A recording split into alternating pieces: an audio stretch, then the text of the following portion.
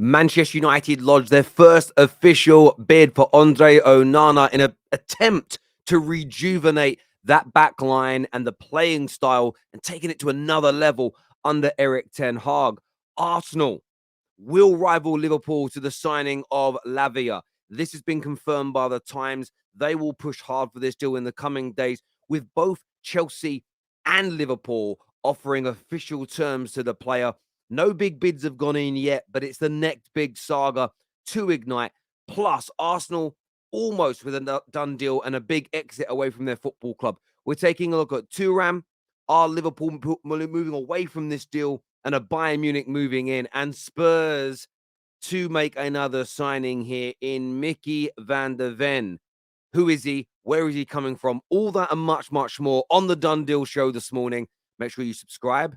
Go and follow our TikTok account right now. Brand new exclusive content over there as well. If you haven't done it yet, the bell notification button, get that done. You don't want to miss any of our content, and YouTube isn't the best at notifying you. So have push notifications set on your phone. Let's do it, people. Let's go.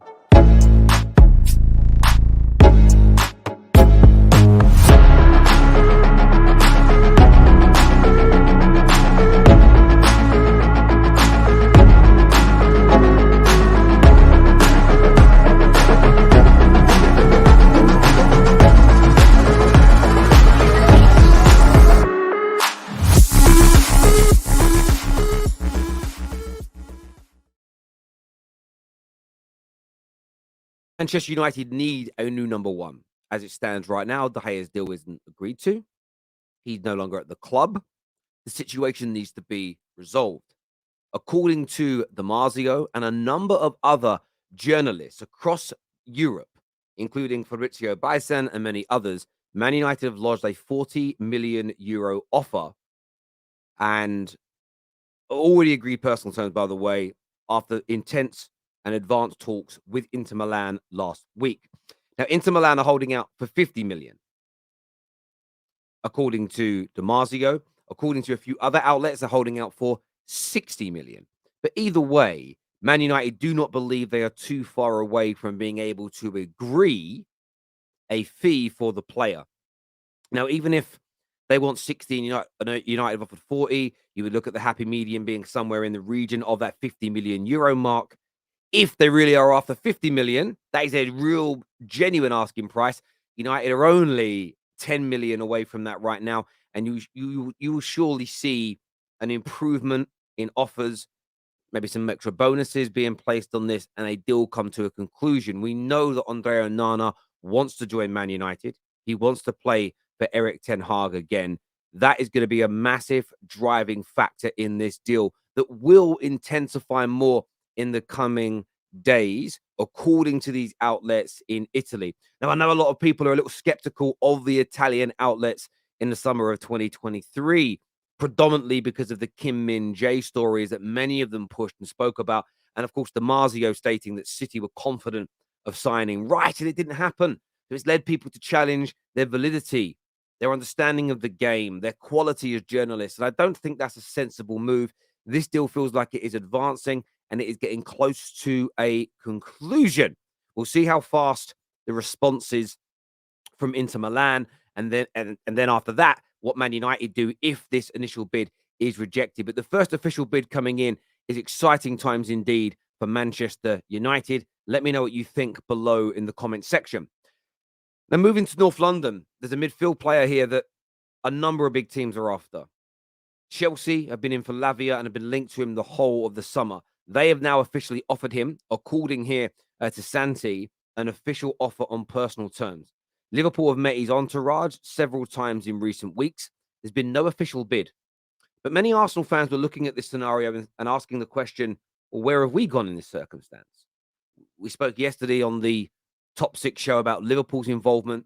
We spoke on the Straight Fact show with Lias on Sunday about how brilliant that Liverpool midfield could be if you throw Lavia in with Szoboszlai and McAllister with the quality they already have. Suddenly they've go up another level. They've got legs again. They've got longevity. They've got brilliant quality on the ball. If Chelsea are able to bring Lavia in alongside Caicedo and Enzo, you've got a midfield that could develop into one of the best in Europe for the next 5 to 10 years because of their age profile and their overall quality. You genuinely, bona fidely could. But what of Arsenal's involvement? We know personal terms are offered by Chelsea. We know Liverpool are in, but what of Arsenal?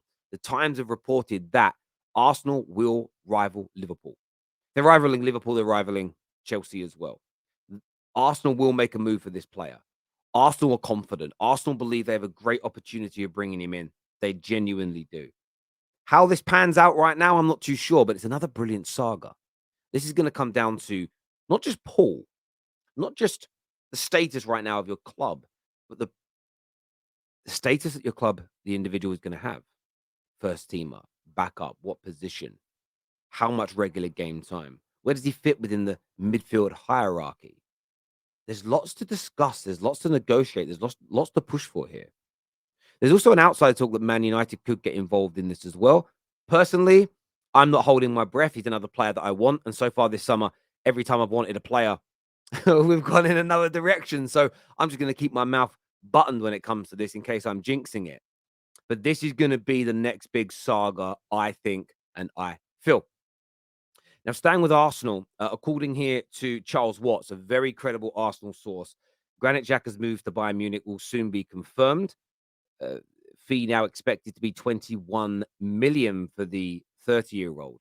And what's really interesting about that is, firstly, it clears up the situation in terms of, is he moving, is he not?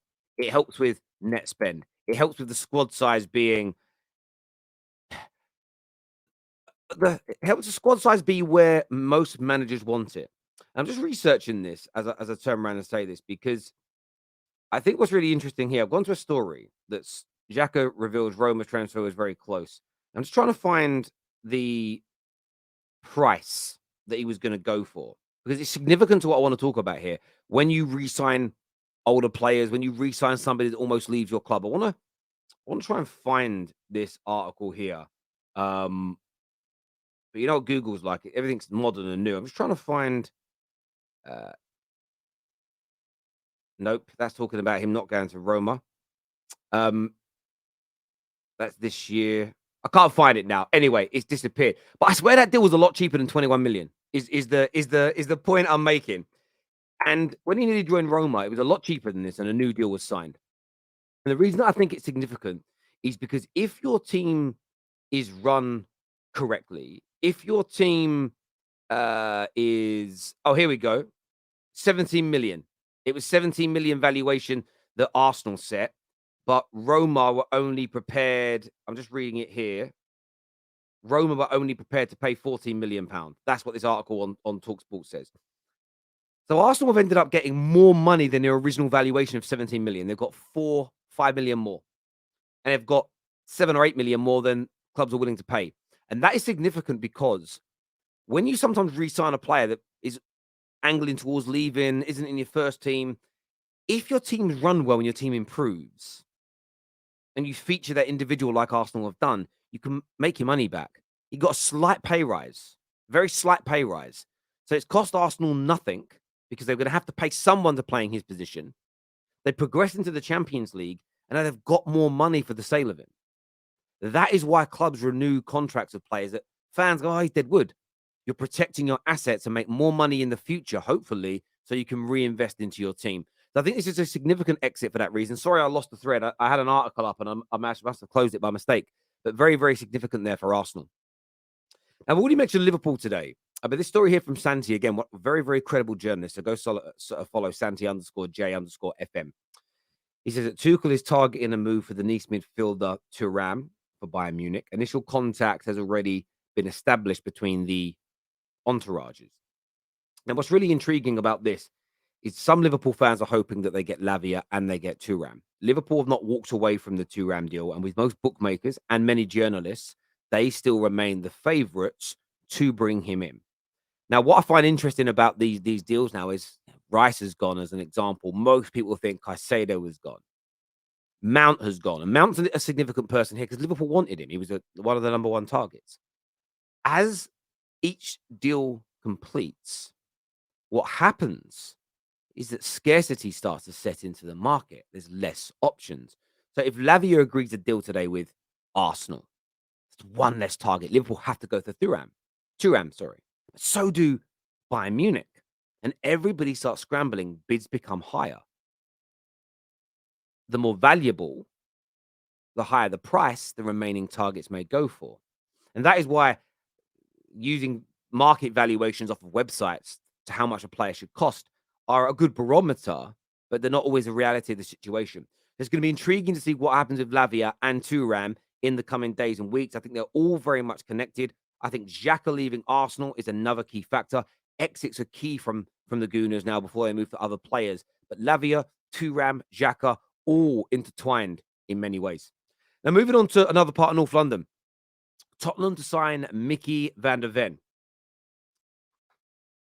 I mean, this here says Tottenham aren't hanging around this summer, and that's true. Liverpool agree a long-term deal for the ex-Fulham winger Solomon on Sunday, following the arrival of Vicario and Madison, plus the permanent signing of former loanee Pedro and Kulusevski. It's another new signing for them. I'm not going to sit here and pretend to be an expert on Van der Ven. I don't know how good or bad or indifferent he is. So I'm not going to judge this as a deal. I look at the business that they're doing at Spurs, though, and it's good. It's good business. It's good business. I'm still not sure on the manager. I'm going to remain on that wave until I see them play. I have to see them play before I change my mind. It would be irresponsible of me just to pretend it's good when I haven't seen it. That'd be weird, right? It's like telling someone you like a certain dish, a certain cuisine that you've never tasted, or I love that movie that you've never watched, or that music. Oh wow, that album was banging, but you never listened to it. It would be a rather strange and peculiar way to behave. But the signings are looking all right, and they feel like Tottenham signings. It feels like a plan. It feels like the right profiles. Spurs cooking here. They're cooking delicious Sunday roast. Are they? What do you think? I want to know in the comment section what you think. Listen, people, I always appreciate you tuning in. It means a great deal to me here on the terrace. Please go and follow our TikTok, scan that QR code, or go and click on our link below. Make sure you've got bell notifications turned on. Another 127 people yesterday did it. It just makes sure that you don't miss any of our content. Until next time, everybody, take care. Goodbye. God bless. And I'll see you all again very, very soon. Thank you.